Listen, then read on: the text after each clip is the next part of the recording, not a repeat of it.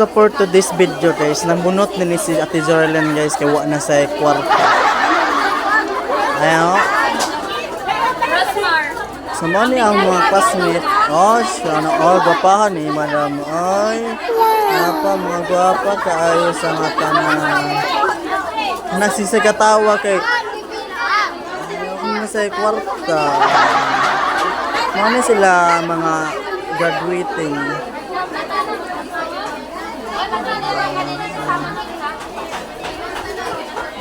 Uban magyaka po kuno sila diri ilaha.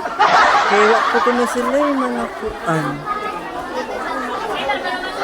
Mao ni itong panahon nga simple ra kaayo among mga gamit pero grabe ka meaningful ang memories. 2 years ago, during our college days, nagtinabangay mi nga mga graduating students sa among department para makahimo og decorations para sa among College of Education booth. Mao ni ang first day sa among paggama sa among decorations. And guess what? Bunot sa lubi among gigamit. Dili gid lalim ang paghimo sa decorations kay gikan pa sa pag-andam sa bunot, putol-putol, pagpapilit-papilit, pag-arrange, hangtod sa pag-design.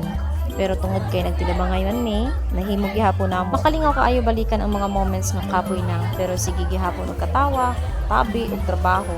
Naay busy, naay nag-observe, naay nagtabang, napoy nagpakaroon ingnon nga ni tabang, pang-attendance ba?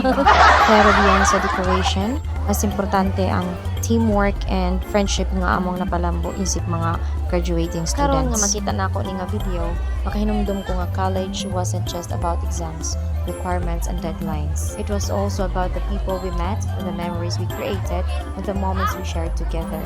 Simple ra among materials bunot sa lubi, but the memories priceless.